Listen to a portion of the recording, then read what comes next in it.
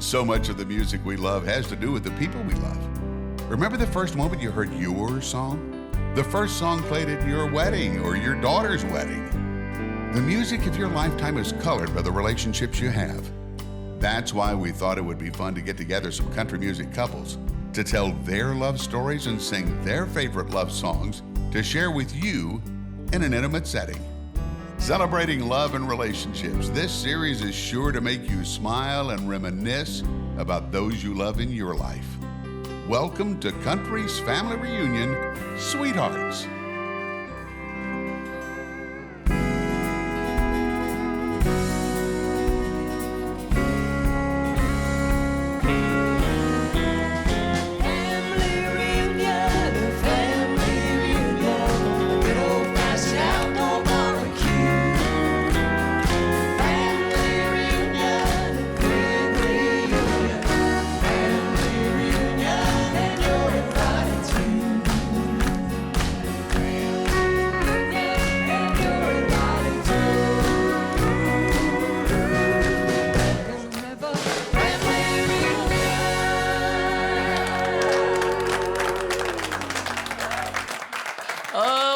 Special family reunion this is going to be, a sweethearts reunion.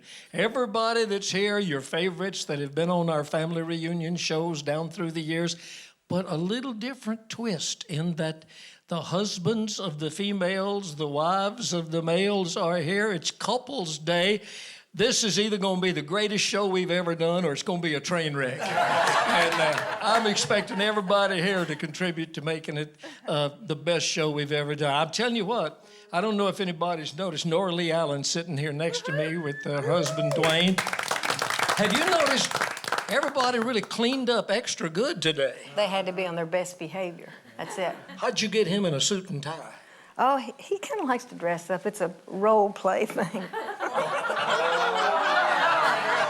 Would you like to tell us some more about role play? No, you go first. We're going to find out things we never knew and things we never wanted to know, I feel, before this is all over. Musically, we're going to do love songs. The songs have got to do with love, and the lover boy himself is going to start us off, standing on the heart-shaped rug in front of the band. Oh, that is hard. The one and only Miss T. Graham Brown. Thank you, guys. After y'all.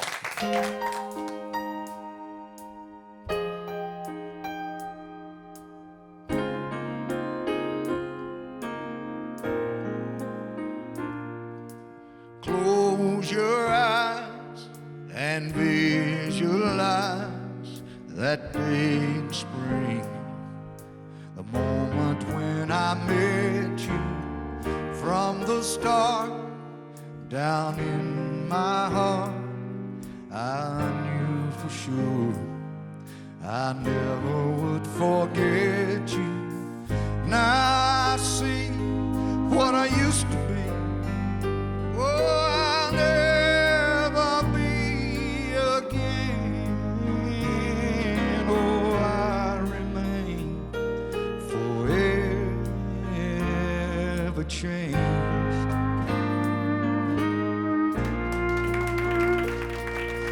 Touched my hand and life began as I stood there staring at an angel. Time stood still when you revealed that tender smile to a perfect stranger.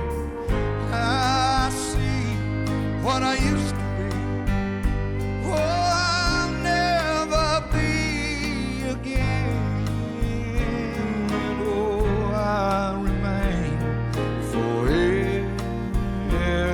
change.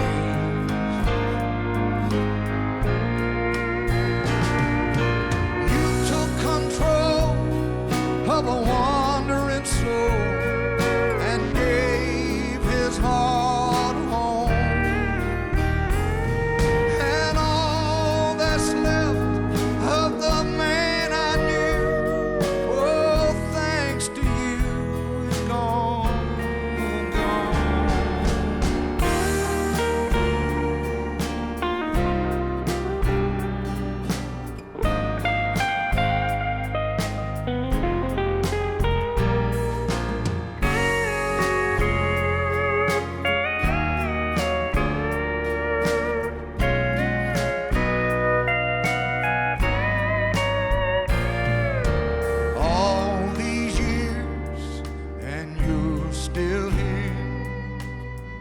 just like a rock, standing strong and steady. For what it's worth when I leave this earth, oh, because of you, I know I will be ready. Now I see what I used to be. Oh, I'll never be again. Oh, I remain forever changed. Oh, I remain forever changed.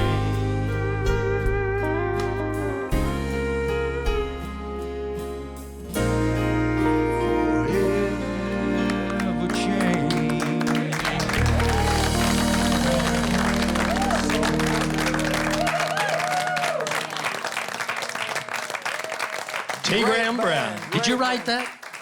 No, I didn't. I wish I had. Dan Penn and Carson Whitsitt, the late great Carson Whitsitt, and gosh, Bill, I should know the other writer, but I don't. Well, I just wondered if you did. The way Miss Sheila was looking at you while you were singing that was like he was singing that just for you. Is he a romantic? Yes. Is he really? So this big guy, the clown that we all cut up with, and he's really a romantic at heart? He is. When it comes to her, I am. I would not be here. I would not be here. Amen. Wow. She pulled you through some pretty tough times? What's the best thing about being married to T. Graham Brown? It's never a dull moment.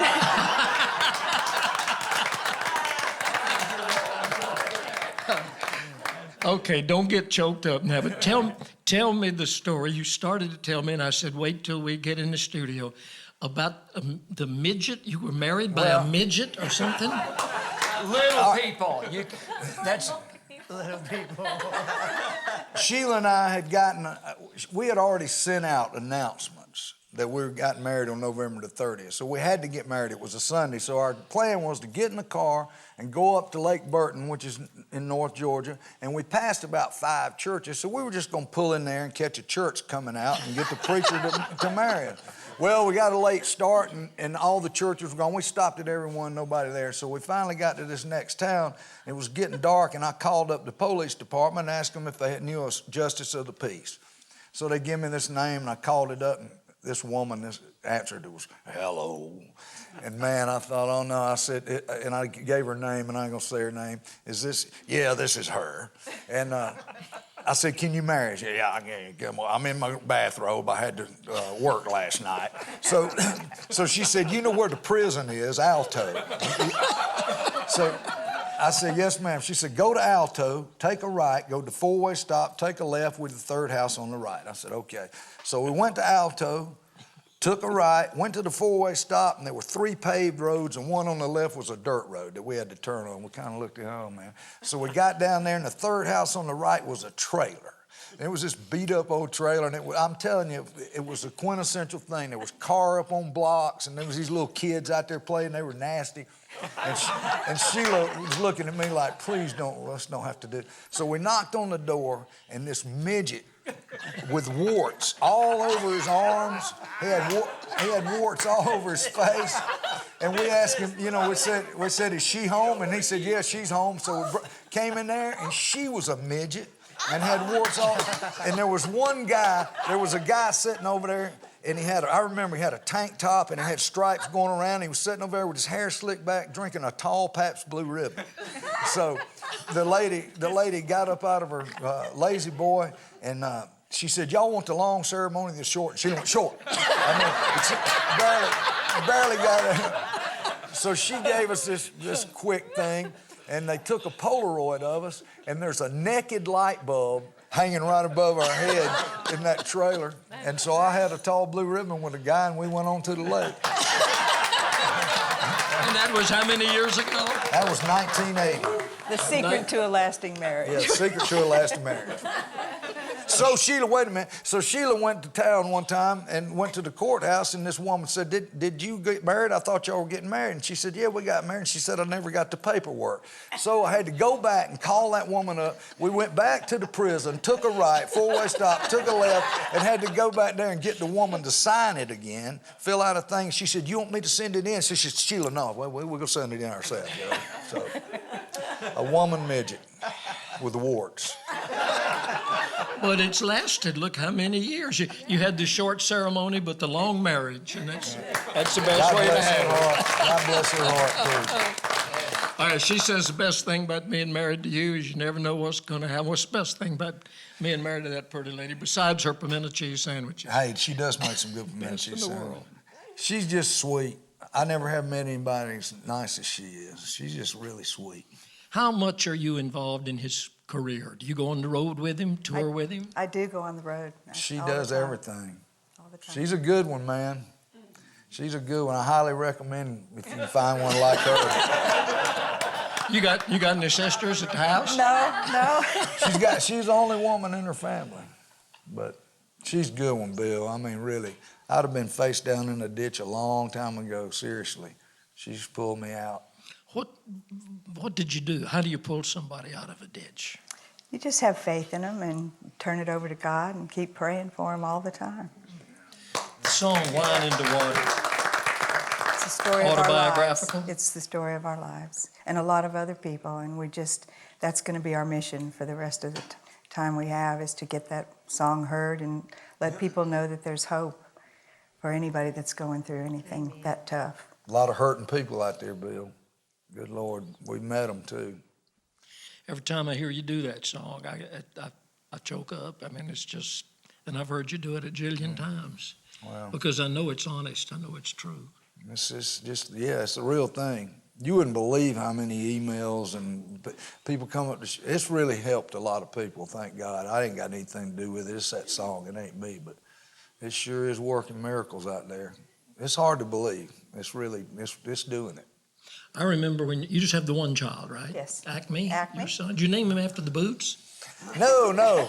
Acme Geronimo Brown, that's his name. Acme is a Greek word, it means the highest or the best. And Geronimo, he's a great leader, shaman, great guy. Here's the deal. I had this Jewish lawyer in L.A., and he found out we were going to have a son. He said, the Jewish tradition is name your first son so he'll have the same initials as you. And mine's Anthony Graham Brown, so it was natural. Acme Geronimo Brown. I mean, what other choice could there be? Geronimo? Geronimo. Acme. There was one or two other choices. George comes to mind. No, It man. fits him perfectly, though. He's the perfect Acme. Now, he was, at the last time I heard, he was trying to get in the music business or playing drums or bass or He something. plays drums and bass and just about He's anything. doing sessions and got a band, and I have not understood a word they say in his band. It'll take your head off, but they play big markets. When are they going to New York? They're having fun. They're doing what they. They go out on tour and all that, Well, you got to live He's your dream. 25. He's living the dream. Yeah, well, you lived yours. I did. When I was 25, I really was living the dream. Living the nightmare, mainly. Well, y'all have hung in there together, I know, through a lot of rough times and all, and Sheila, you certainly deserve a gold medal, and I'm not saying that just because I know him, but you're right. no, it's terrific. Right. And I'll tell you the story of the pimento cheese sandwiches. T. Graham and I were together writing a song over at Gary Nicholson's house, and about noontime, you just had ESP and you knew we were starving. And you walked in, that's the best homemade pimento cheese I've ever eaten in my life. Someday I want the recipe. Sure. We wrote two songs that day, Which Way to Pray and Our Love Has Been a Blessing and a Curse. And there's the greatest recitation on there, Bill. Now, I ain't ever let anybody hear it, but I got it. Bill put one on there, boy. It's about the funniest one I've ever heard in my life.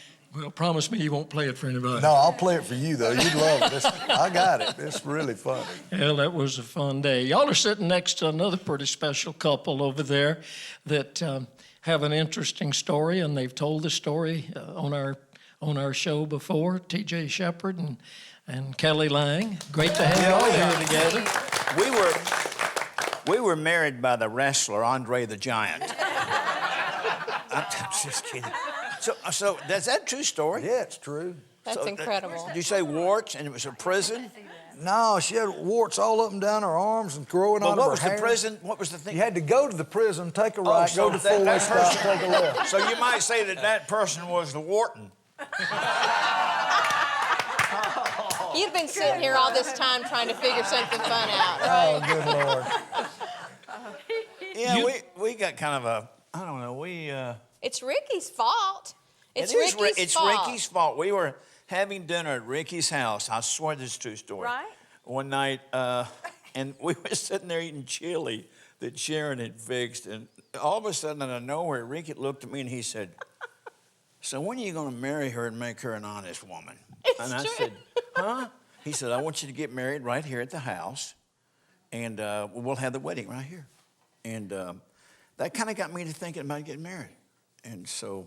And then another friend of ours had actually put the calendar in front of me, and she said, "Pick a day for your shower." And I'm like, "Well, we're not getting married right now." And she says, "Well, according to this, you're going to have a shower on sometime in May, so y'all can figure out your wedding plans after that." So friends just felt the need to rush him along, thank goodness. Well, I'm blessed because I got a chance to marry my friend.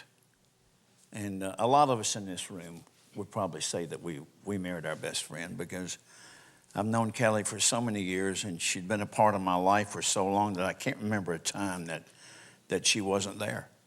And so I'd be lost without. I got a chance to marry the girl of my dreams. Oh. I really did. Beautiful girl who is also a great singer. You come from, I started to say your connections with Conway Twitty. Of course, your dad was Velton Lang and was with Conway for years. He road managed Conway for 25 years. And, you know, I just kind of grew up around the music industry since I was one. You know, Conway moved all of the organization over to Nashville when I was about 6 or 7. And I think TG and I met when I was 13 or 14. I can't really recall the exact moment, but he was just a nice... Now, wait a minute. Wait a minute, that sounds terrible. We were just friends when she was 13 or 14 years old. He was always the perfect gentleman, and I always just really loved watching him on stage. I loved all of his music and stuff, but I never thought of him like as a romantic partner until I got a lot older. And actually, his first wife fixed us up, which was interesting. That's a good story. Let's hear that. It is. It is a great story. It is. I think it's hilarious. She is the nicest woman in the world. I love her. And I ran into her at a party, and she asked how I was doing. And I had gone through a really rough time. I'd gone through a divorce and some things, and had 2 little girls. And she said, "You know, TG's single." I said, "Well, why would she say that to me?" And she goes, "You know, I think you guys would..." I'm like, his first wife is trying to fix me up. In about 2 weeks, he calls me, acts like, and he's never called me before in his life. "Hey, how you doing?" And I'm like, "Oh, come on." "How you doing?" And the second we saw each other, you know, it'd been like 5 or 6 years in between our time that I'd seen him. The second I saw him, I fell madly in love with him. And it was like we met on adult levels, and we'd both had gone through a lot of life experiences that just brought us to that moment, and we've been inseparable ever since. I'm not going to ask you to tell how many, but there's a good age difference between you 3 and years. TG. How many? 3. 3 years. Yeah. No, there's 22 22 years. 22 years between Does us. that present any problems? Sure. At all? No. I think we need to go back to talking about the midget. No, I mean, really and truly. I love him, warts and all. Wait a minute. I don't have any warts. You got this started. But no, not really. I don't. I haven't had a problem with that. Well, you haven't. Well, I'm just I teasing. ask you all the time, and you say no. No, my mother nailed it. She calls him a high mileage Rolls Royce. And I think that's fantastic because there's a lot of people that could be closer to my age, but they wouldn't have the excitement and something so much in common with each other, and we laugh constantly. Yeah, we do. My favorite story regarding our companionship and our connection, my daughter is a writer, and she wrote a beautiful blog around Valentine's Day a few years ago. And the Valentine's thing started out with, I don't believe in marriage. And she said, until I saw my mom and stepdad in bed. And I go, oh my gosh. But she went on to say they were laughing and watching television and holding hands and cutting up for the day. And she said, I realize that I do believe in love. I do realize that I do want to be married and have what my mom and my stepdad has. She calls him Dad now. And she said, I liken my stepdad to a Tiffany diamond ring setting, and my mother is a Tiffany diamond. And together they make the great union. And I thought, golly, that was beautiful to me. How could anybody ask for a greater compliment than that? Now. Yeah, Gosh, so that really. we're really thrilled with how the kids have learned from our relationship, and I'm just And blessed not to have only him. is he a father figure to the kids, he's also a father figure to her.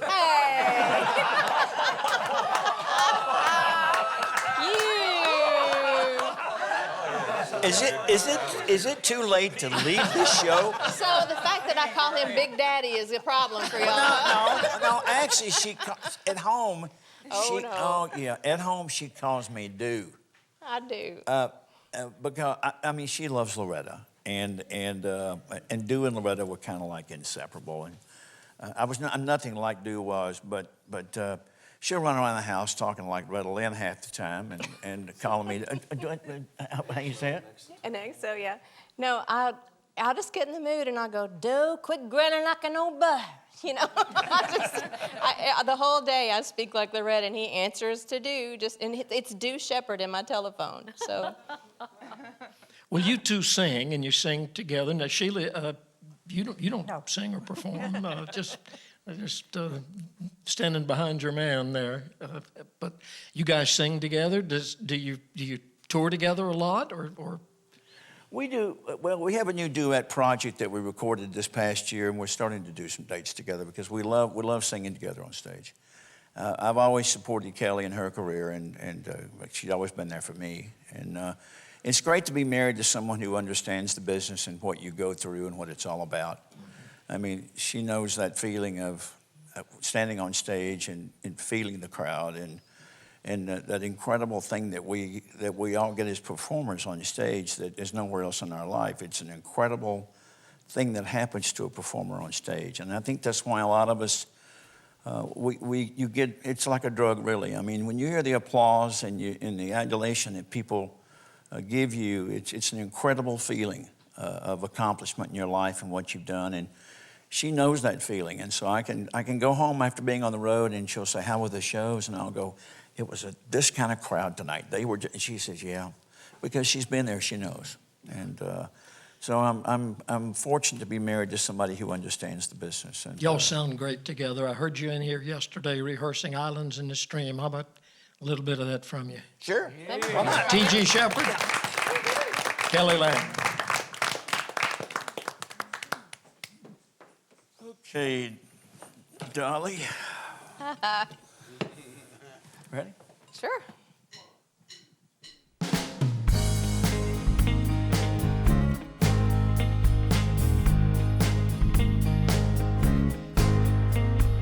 Baby, when I met you, there was peace unknown. I said I'd to get you with a fine-tooth comb. I was soft inside. There was something going on. You do something to me that I can't explain. Hold me closer and I feel no pain. Every beat in my heart, we got something going on. Gentle love is blind. It requires a dedication. All this love we feel needs no conversation. We ride it together, making love with each other, Islands in the stream, that is what we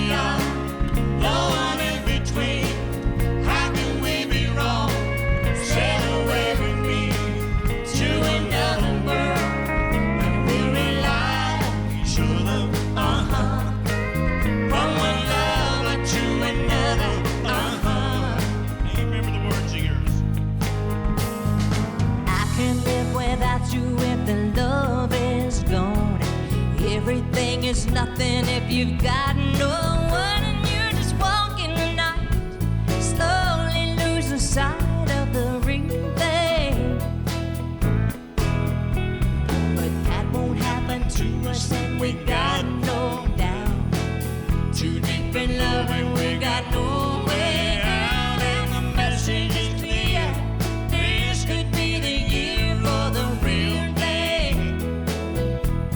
No more will you cry, baby, I won't hurt you never. We started in as one, in love forever. We can ride it together. We can love with each other. Islands in the stream, that is what we are. No one in between. How can we be wrong? Sail away with me to another world, and we'll rely on each other. From one lover to another.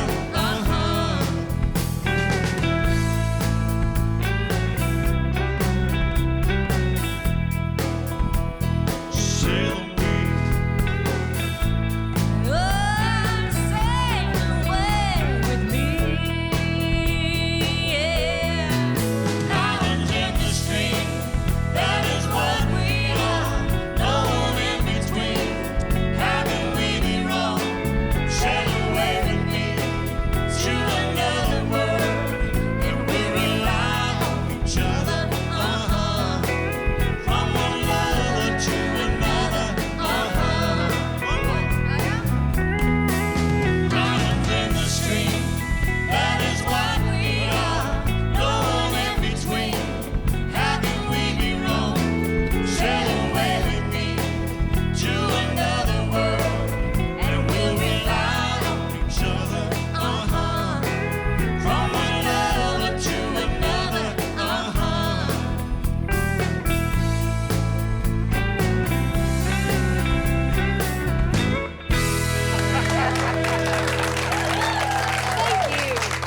It's hard to be Kenny Rogers. Sweethearts is the Sweethearts reunion. That's what this is, and great to have y'all here. And you Thank you. sound wonderful Thank you. together. Yeah, just Thank you terrific. so much. We had a lot of fun recording our album and learned a lot about each other, Bill. Yeah, we did. We did. What do you learn in a studio? I'll never do it again. No, it wasn't hard. It wasn't hard recording together. It's just I'm kind of a perfectionist, although I still forget words to songs. But and in the studio, I like for things to be a certain way, and she's kind of a little looser than that, So I want the words to be correct and. Wait a minute. He's not saying this right. What? We have two different styles. Neither of them are wrong, but I go in and I don't even bring the sheets with me. I just sing what I recall, and I fly by the seat of my pants. And he's very, very picky, and everything has to be a certain way, even if the words are incorrect on the lyric sheet. He will sing it properly, even though it's wrong on Google. So we learned a lot about each other. It was a lot of fun. An interesting couple of weeks there, so but fun. So how many years is it now since you got married? 7 years. 7 years ago, we've been together 14. Took me 7 years to make that leap. Ricky just guilted him into it right then and there. Pushed him over the cliff. And He Sharon's chili. It was your chili. It was the chili, Sharon. It was. He said he felt more in love with me that night, but I think it might have been indigestion. I don't know. Is that It was cornbread? heartburn. It really was. It took me a while, but it was the best decision I've ever made. Well, many more happy years together. Thank you. Thank you. E.G. Sheppard, Kelly Lang. I'm sitting next to, boy, and I didn't mean to take your wife's seat here, but she's running the Olympics today. She's running from sitting here with you to going over there and singing with the I'm group. back. Norah Lee I'm Allen. back. All right, I'll I'm just sit back. here in That's between good. you. That's good. Yeah, all right. Now you guys have got the showbiz marriage. You sing at the Grand Ole Opry with Yep. the background singers, and you've been doing that for how many years? I have since 1980. Yeah. Since 1980, a long time. Then I was a sub a couple of years before that, so it's kind of home. Okay, and he's on the road with the Oak Ridge Boys. Now, Yeah. do you travel. You don't travel the road. Your background group, y'all don't work on the road. Or No, anything, do you? no, we sometimes do sessions and things like that, but we have over the years done a few things not real far away, but mostly local. What's the hardest thing about that kind of a lifestyle? I mean, knowing that she knows the business and sings in it, and I'm sure you'd like to be with her, and you do. You come to the Opry a lot of times and just kind of sit over to the side when she's performing. Well, both of us love the business, and I enjoy coming to the Opry when I'm not performing and just going, sitting behind the monitor section, and they have a bar stool over there they go get for me because they're used to me doing that. And the sound men let me sit behind the sound control board, and I love to watch all of the opera stars come in and do their thing backstage and get ready to go on stage. My favorite place to really sit is at the Ryman, up in the top balcony on the first row. And you can see down into the Opry and see it all developing. And I'm still a fan of the music. I'm still a fan of people like you. You got me onto the Opry in the 60s. The first time the Oak Ridge Boys ever worked the Grand Ole Opry was at the Ryman, and we were put on Bill Anderson's show by Bill Anderson to sing a Bill Anderson song called There's Gonna Be a Great, Great Day. And it was a great song for us, and it was big in gospel music, and you allowed us to come on your portion, and I'll forever be grateful for that. Well, record some more of my songs. You can come on some more portions.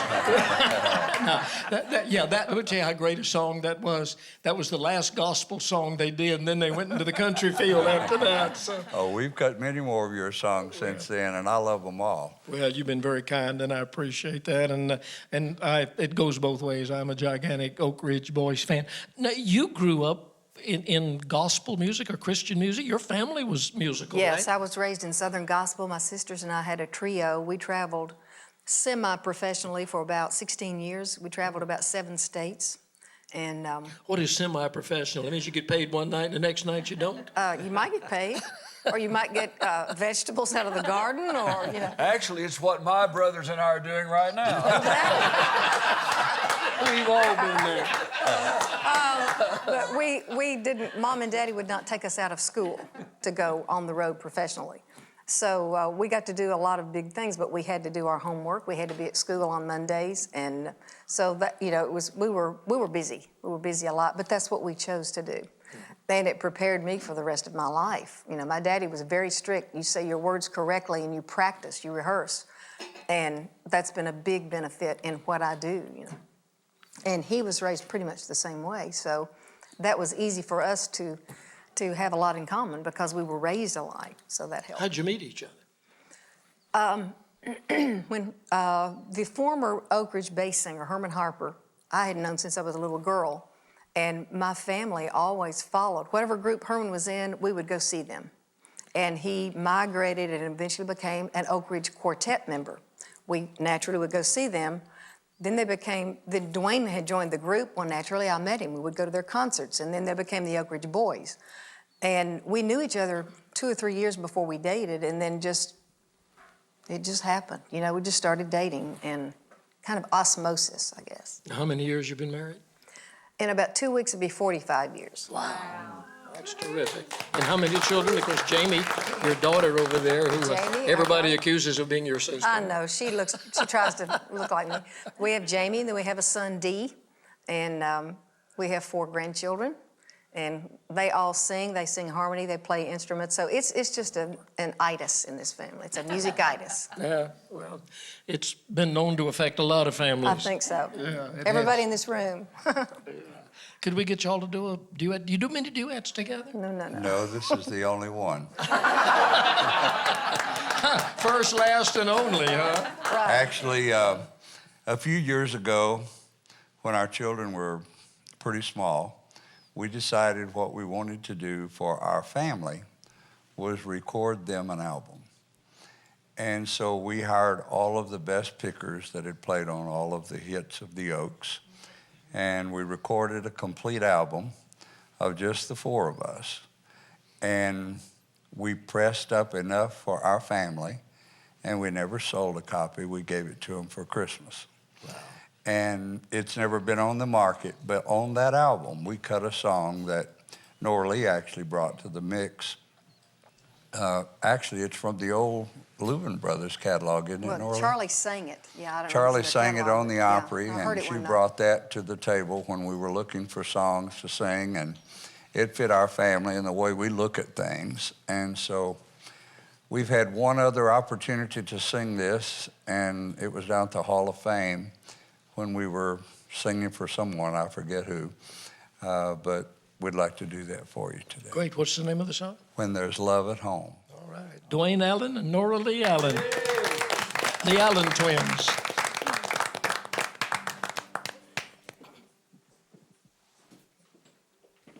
Okay, gentlemen.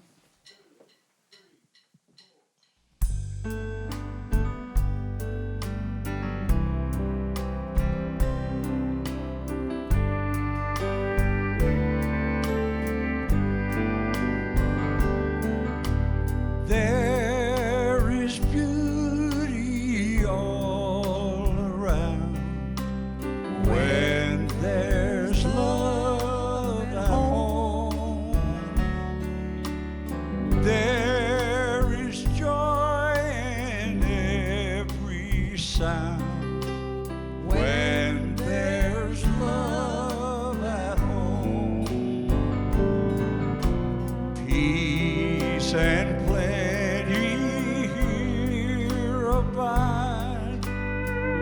smiling sweet on every side.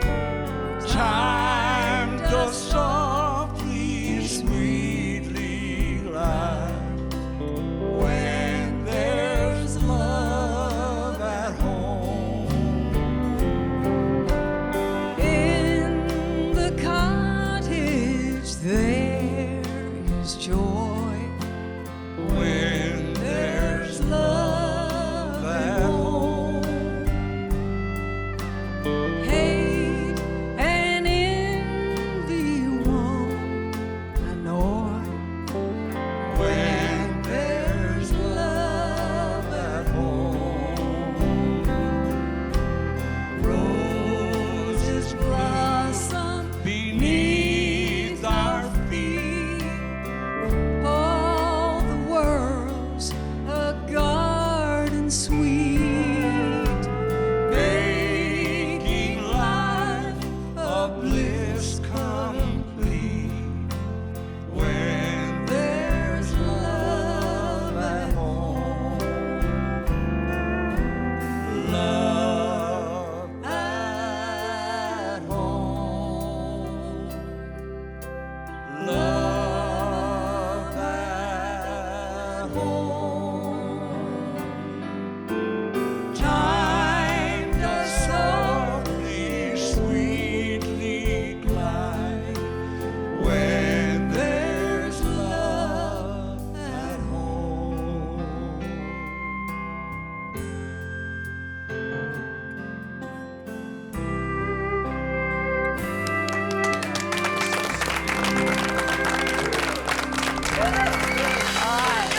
Thank you.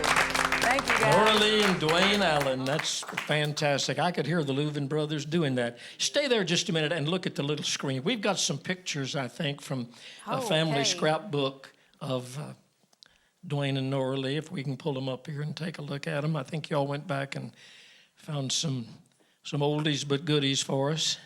There you go. There we go. Okay. Wow. What happened? 45 years ago? Yeah. Where was that, Norah Lee? Your Who hometown is in that Kentucky? guy? That was in Bowling Green, yes. In Bowling Green, Kentucky. Yep. Oh, my sideburns finally met.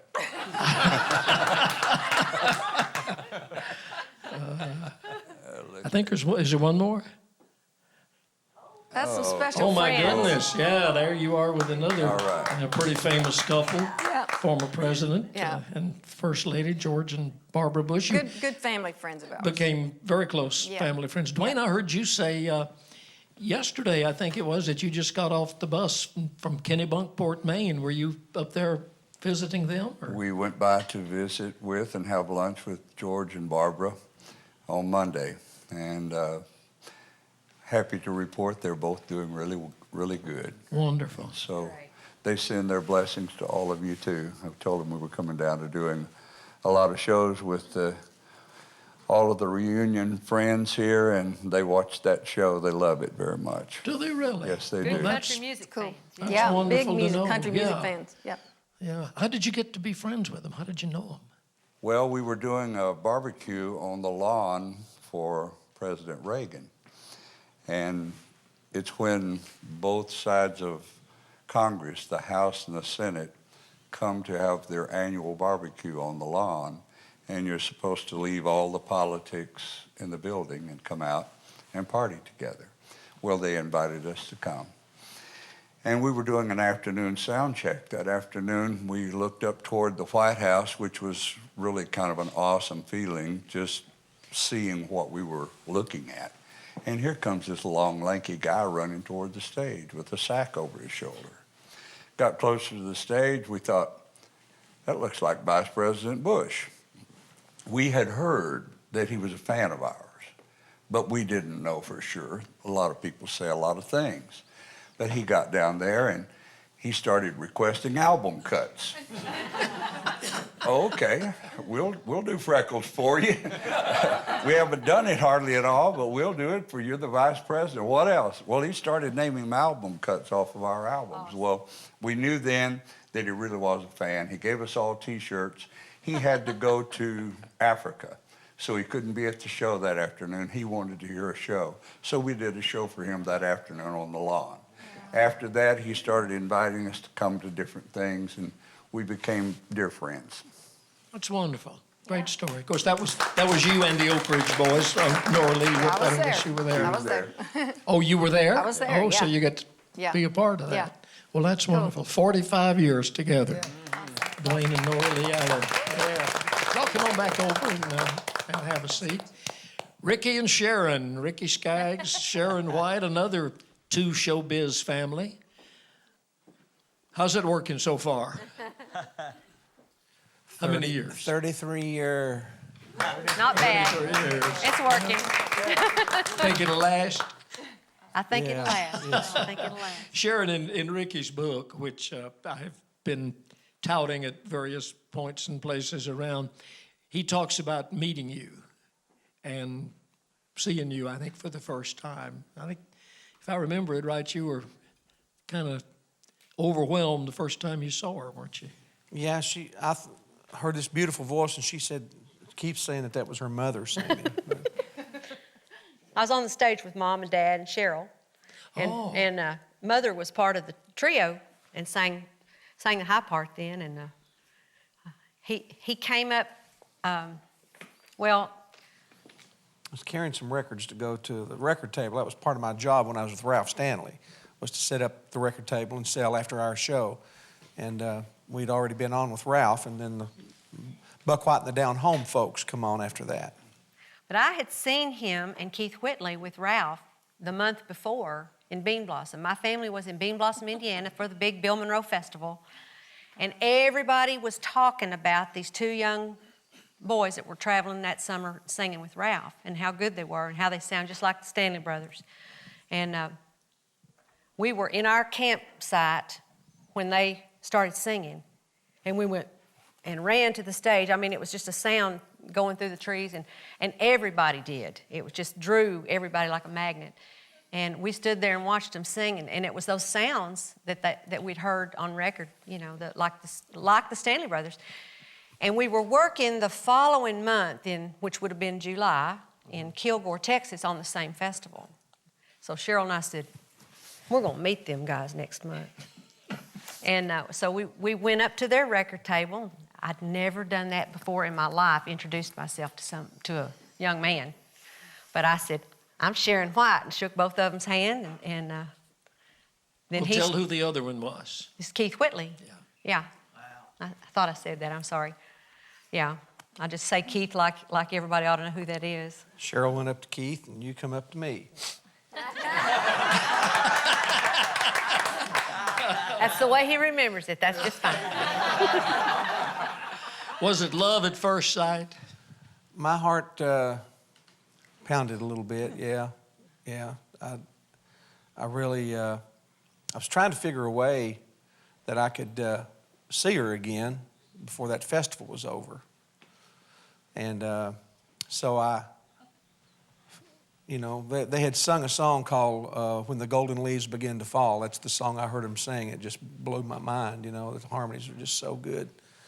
And so I managed to get away from the record table long enough I could get over there to where their little campsite was set up, and so I asked Sharon if she'd write down the words to that song for me, And I didn't know anything but the chorus, so I had to go to my mom and say, Mom, what's the words to this song?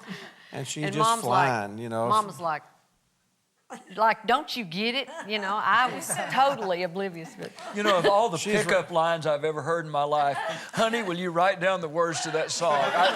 That's unique, isn't it? Priceless. Unique. A lot of people think that's what a songwriter does. Yeah. But we have just finished something that's so close to our hearts, something that we've wanted to do for a long, long time. And we got to do our first duet CD. It's called Hearts Like Ours. And in 1987, we had CMA Duo of the Year with Love Can't Ever Get Better Than This. And Sharon and the Whites was on Curb Records, Warner Curb, and I was on CBS. Sony had just purchased them around the same time. And anyway, they were arch rivals with each other. You know how the record companies were back in those days and still are, but they were not going to share their artists with anybody, especially to do a whole album, a whole CD. If they'd have been on the same label, it might have been different. But so that kind of dashed our hopes of doing trying to take advantage of that single that we had out. But we look back at it now, and I don't know. Well, I want to say my heart got healed doing this. I can just say that because I kind of had a sticker in my heart, over that. We were not allowed to do something that every other duet group had ever done. If you have a hit, do an album. And I grew up seeing Porter and Dolly and George and Tammy and everybody, traveling together, and they do their own shows, but they did shows together. And so I just thought, why not us do an album, But I know now, and I'm convinced in my heart, that this was the timing of the Lord. Yeah. Well, if we had done this back then, I promise you it wouldn't mean to me. No. It wouldn't have, this is like a dream come true. This is like a fulfillment of something that the Lord promised us a long time ago. We enjoyed the entire process. I was talking to Linda earlier about it and how everything was so intense back in those days as far as our career and all. And I know there would have been a lot of this. Mm-hmm. There was none of that. We had nothing but fun. We had fun looking for the songs, working out the arrangements, recording. The entire process was a blast. Yeah. And if nobody else likes it but me and him, we like it. Okay? We had a ball. How about singing one of the songs from the record for us? Yeah. You can just pass that CD right on down here if you want to. You can get it passed over. Get it passed to you, Anna. Who's at your record table? This song we're going to do is one of Marty and Connie's songs. And when we first started looking for material, Ricky talked to Marty and said, "You guys bound to have some songs for us." And he said, "Why don't you cut I Run to You?" And we looked at that one and really liked it and had it in our list of songs to do. Well, months later, I hadn't even talked to Connie anymore about it. And we were at the Opry one evening, and in fact, Cheryl and Daddy and I were in the parking lot about to go home. And here come Connie walk. It was the Saturday night before we were going in Monday to cut tracks. and to start on these songs. And I told them, I said, y'all pray for us. We're cutting Monday. And so here comes Connie walking up. Cheryl says, they're cutting your song Monday. And she just lit up, and Cheryl said, they're cutting I Run to You. And her face kind of went like that. She said, well, I thought you were going to say you were going to cut Hearts Like Ours. And I went, I'd forgot about that one. And Cheryl and I sang some songs with Connie on the record that Hearts Like Ours was on. And I remembered the song when she said it. So I went home, got my CD out, and was listening to it. He was gone. He came home the next day, and I said, we need to listen to this one. And I said, I don't know what we'd leave out. I don't know which one we'd leave out, but this one, you know, is sure good. And he listened to it, and he said, let's just cut it too. And it turned out it's the title of the album. It's called Hearts Like Ours.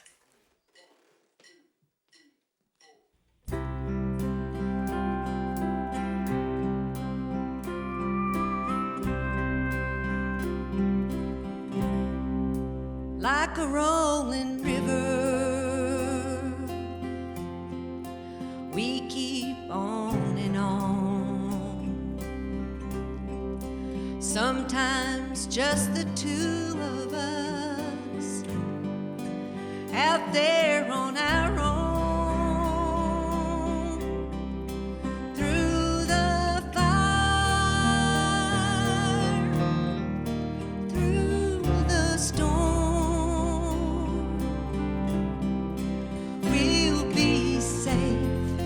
here inside each other's arms. Hearts like ours, strong and true, so in love. That's me.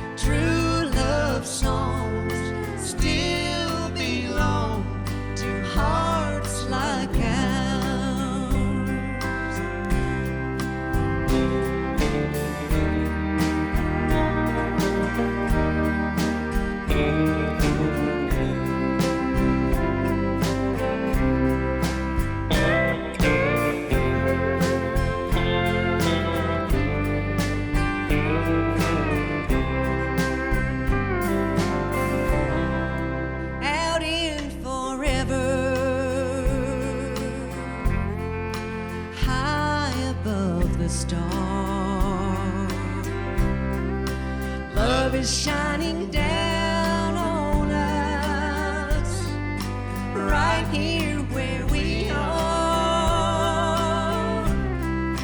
for the world to plainly see. Every day, just the way love can be.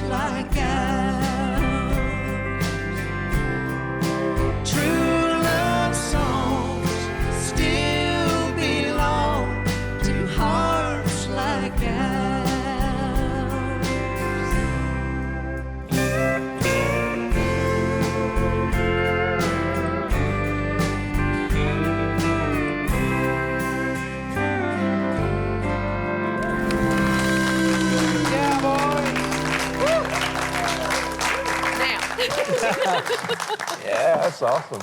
Don't you love to see people who are in love singing together like that? I mean, that look, Sharon, the look on your face, I couldn't see Ricky's face quite as good, but the love just shows, man. And what a beautiful song. Good luck with the record. Ricky, I'm sure there's some .com they can order that from. SkaggsFamilyRecords.com. He's doing that again. Or Amazon or iTunes. Yeah. Yeah, they'll have it. Well, I hope Thank it you, does Bill. well for you. I can Thank tell you. it was Well, I brought a you a labor copy of over love. there. It's already been. Oh, Oh, okay. My copy's gone. Well, I'll order one. All right. Thanks, Norah Lee. You Ricky and sounded Sharon, great. everybody. great. Great. And this awesome band, boys. Good job. That was- If some of you just joined us, it's a Sweethearts reunion we're having here this time on Country's Family Reunion, celebrating love between people that are in our music business, some who are like Ricky and Sharon and TG and Kelly, and Dwayne and Norah Lee. They're married and share music and life together. Then there's David Frizzell, who married way above himself.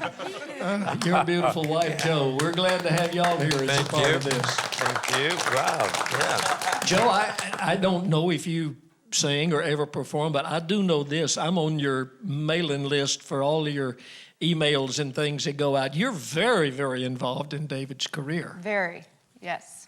Does he pay you good for that? No. What all do you do? Well, Everything but sing wino. that's it. Everything else. That's it. I've tried, but he doesn't give me a mic, so I get the mic stand, no mic. But I mean, do you handle like the business? You travel on the road together, right? We do. As a matter of fact, I was going to go run and get his lyrics for when he sings, but I can't get up. So I'm used to doing that, making sure he looks good, making sure, this is all good. And You did a good drive job. the bus. Thank you. Yeah, thank you. Women, did you say drive the to work bus? with. Drive the bus. You drive the bus? Yeah, you haven't been with us, have you? When I I'm don't driving? think so. Oh, Seeley was sitting next to me one day, and David's in the back, Jeannie Seeley, and she said, she's on the phone, and I'm driving the bus. She said, I'm so proud to be a woman today. And she said, I'm riding, and Joe Frizzell is driving. So we're going along, in the Prevost. Well, he doesn't let me get off, turn right or left, but I could. Straight on, I'm good. That's me going to Texas, isn't it? You go hungry a lot of times because you don't get to stop at McDonald's or Yeah, whatever. and he doesn't cook, yeah. How long y'all been married? It'll be 24 years in a couple weeks also, so I think we're close to somebody else. We're on the 17th, which is Dwayne Blackwell that wrote Hire a Wino for David. It's his birthday on that day. So every year we're like, happy birthday, Dwayne. He's like, happy anniversary. So we share that together. How did y'all get together? How'd you meet? Oh, don't. Were you at the record table? No, I'm at the record table now. No, go ahead, tell me. Yeah, this is good. That's cute. It's You good. tell it. All right.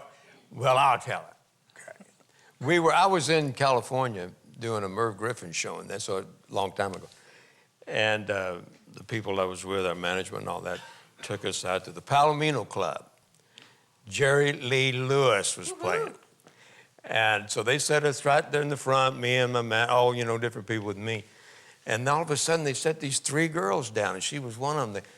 You tell that part, because that's kind of a different little deal.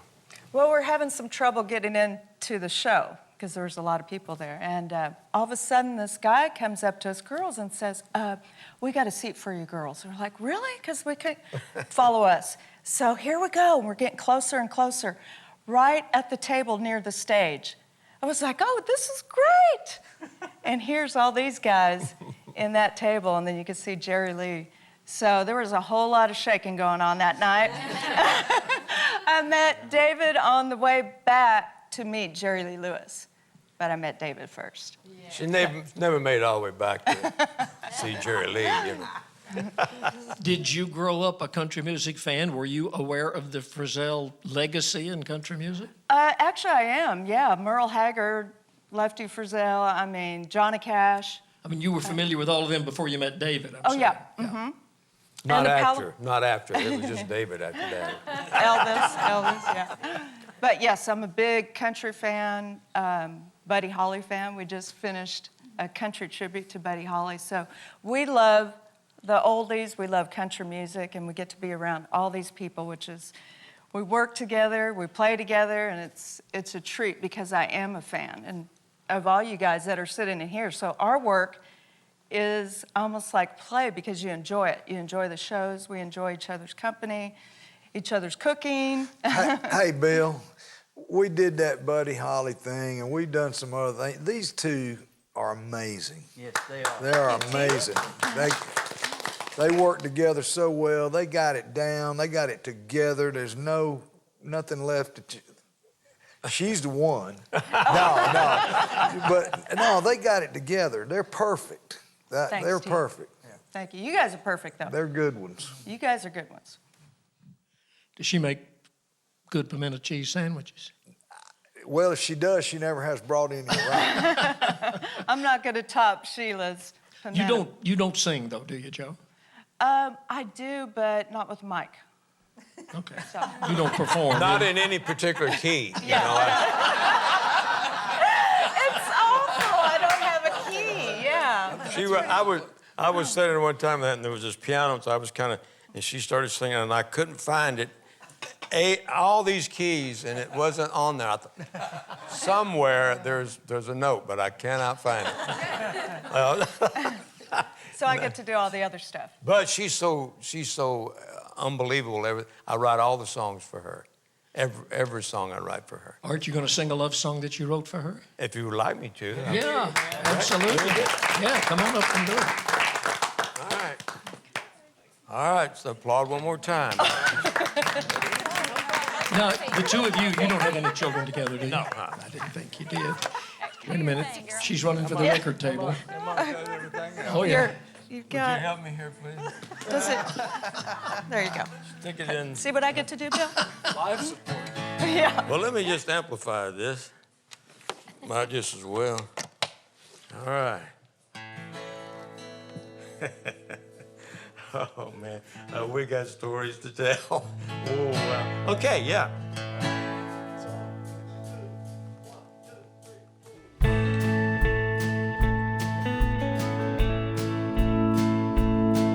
My very favorite day of the year that's ever passed my way, my dear, is Valentine's Day.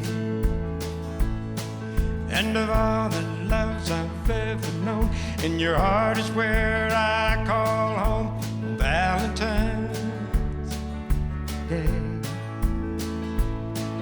Our love is like the morning dew, all fresh and clean, feels brand new. I'll hold your hand, you promise to be my Valentine.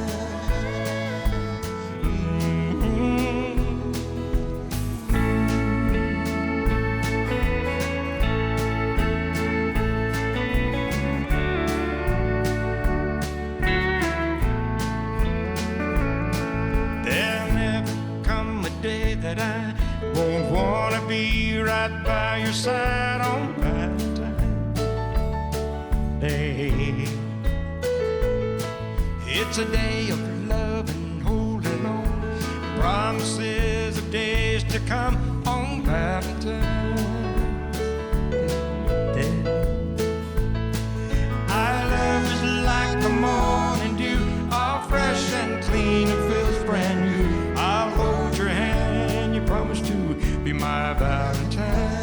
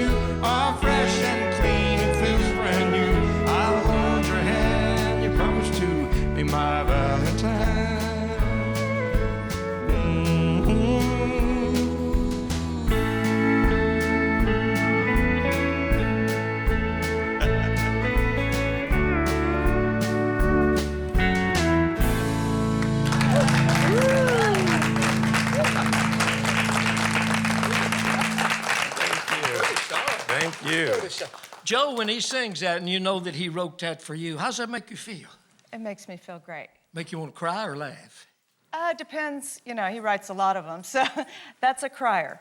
He writes some that you laugh at, too, yeah. Well, it's a pretty song. Look over there at the monitor. I think we got a couple of pictures of you and Joe, if we can get them pulled up over there.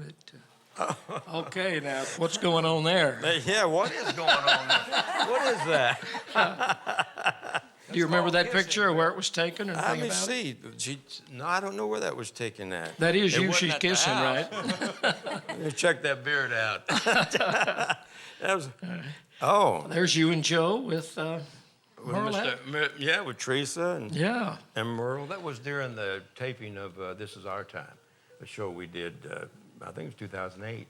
Well, Merle admittedly talks about how much your brother Lefty Frizzell influenced him, and Absolutely. and of course Merle has influenced thousands as well. So including me. Yeah, all of us, I He's a guess. great Hey one. man, thanks to you and Thank Joe you for so being much. here. Thank you so much. Thank you. Great, David Frizzell and Joe Frizzell. You know, not all love songs are happy songs or really tender love songs. There's a guy named Mike Settle. Some of you guys may know Mike. He was with Kenny Rogers in the first edition for a long time.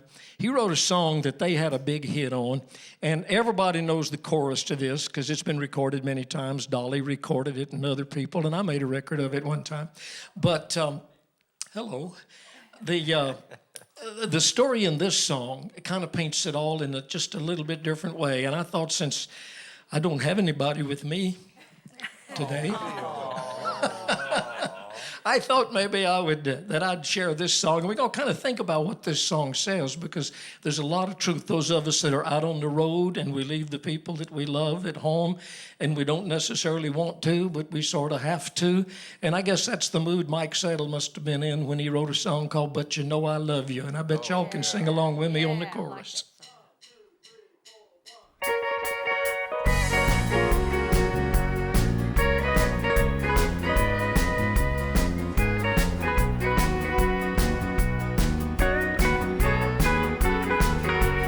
Now the morning sun streaks across my room, and I'm waking up from another dream of you.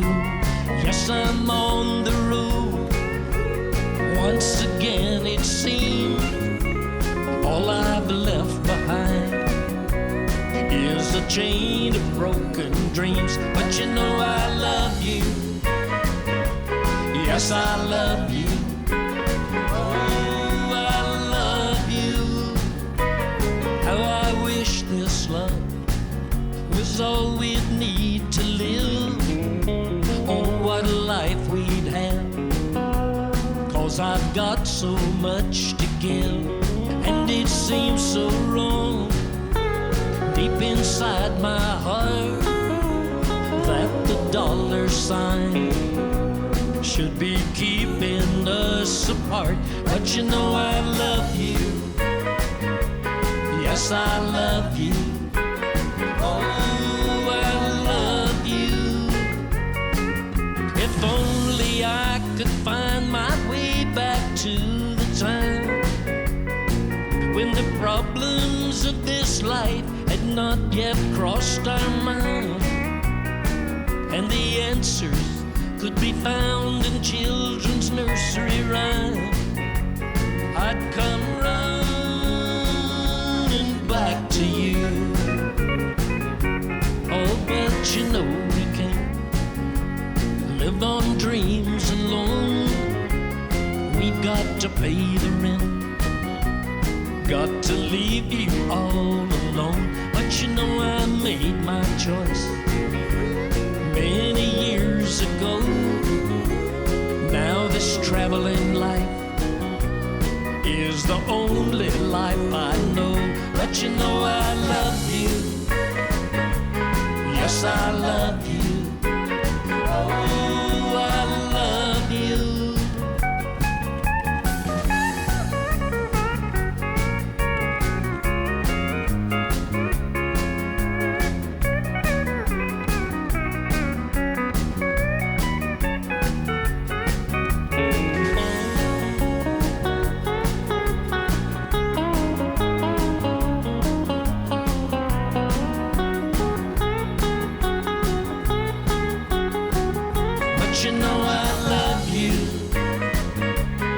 Yes, I love you. Oh, I love you. But you know I love you. Yes, I love you. Oh, I love you. But you know I love you. Yes, I love you. Oh, I love you.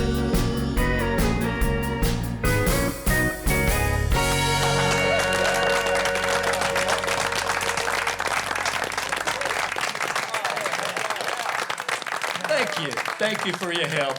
Is there a better band anywhere in the world? I don't know where they'd be keeping them. Real quick, Dark Johnson on the piano and the keyboards. Mike Johnson on the steel guitar and the band leader. Mark Johnson on the bass. Hank Singer on the fiddle. The immortal Jimmy Capps on the lead guitar. The immortal. I think I was right the first time. Les Singer on the acoustical guitar and the banjo. John Gardner back on the drums. And Norah Lee Allen and Jamie Martin and Dennis McCall doing the background vocals. They are terrific. All of you. We love you. Couldn't do it without you. We got to take a break. We'll be back tomorrow on our Sweethearts Reunion very shortly.